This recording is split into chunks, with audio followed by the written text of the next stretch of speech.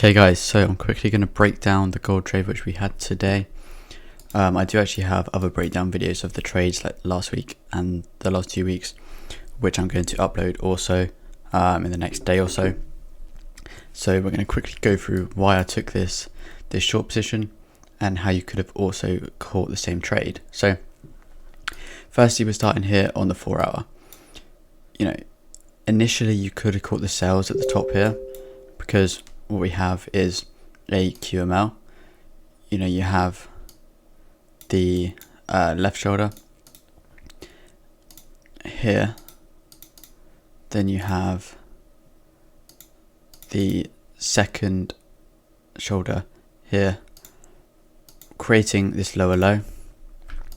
And what we look for with a QML is price to actually break the initial low of the shoulder, and we did do that, and then came up and tested the top here pretty much to perfection. And in this area, what you could have done is drawn a fib on this 4 hour candle, and if we zoom in, you would have been tapped into the pip perfectly, shorts caught in this area.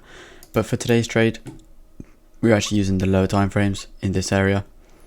As it is a Monday, I didn't actually risk as much because you know what can happen on Mondays, and we did have a lot of news for the dollar coming out, so you did go in a bit careful on this one and risk 1%. But the areas I was actually looking to target before we actually go into the trade, we've got this order block here. We've got this order block in this area here. So we know the price eventually has to come down and fill this area.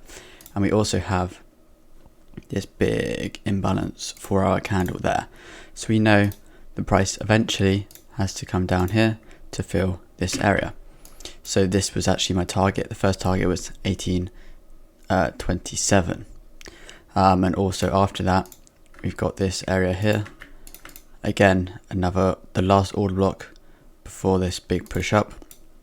And then next, again, we've got another one here, which has not been filled at all, and all this imbalance left, which we could come down and fill. But also we have left behind imbalance now. But my entry for this one was actually on the 30 minute. So we began this push down, this slow push down, and this is where I was expecting price to fall from. The session volume indicator at the time, because obviously it changes because I have the indicator one on, but it was actually holding as a dynamic resistance level. So this is why we were looking for price to continue to the downside as well. And my entry was actually based off of the fib here. So from this candle to this candle here, I drew the fib across. Even if you wanted to include it from the top, and go down to the bottom there, so from the top move to the bottom move here, you still would have been tagged in.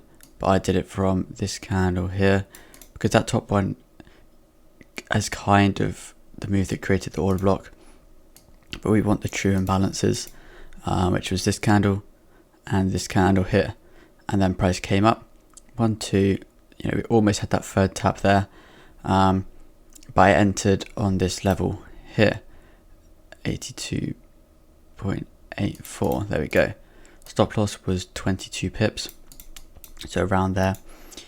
I'm pretty sure, 45.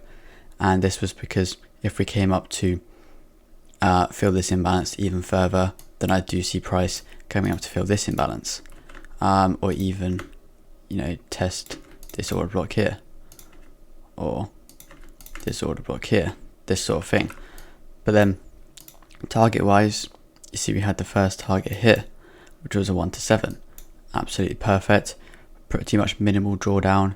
You would have had, I think, 7 pips drawdown on this trade. And remember the second target, which I said there, and it's rejected that 3 times now for a 1 to 11. I closed out at a 1 to 10. And that was the reasoning for this trade. We had our confluences. We are also retesting this previous zone here to see if we look across this previous zone which we came into again, and retested this liquidity which we had previously, because that's what price can do. And as you see back here as well, we had the break and retest of this liquidity area.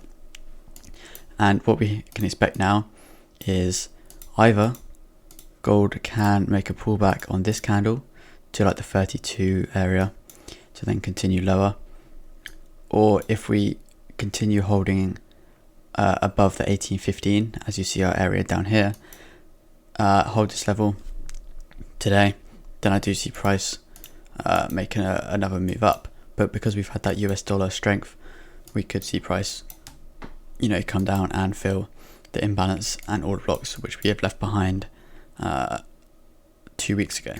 But yeah, just a quick breakdown of this trade, and I will be posting a few more in the next few days, so keep an eye out on the website for that one.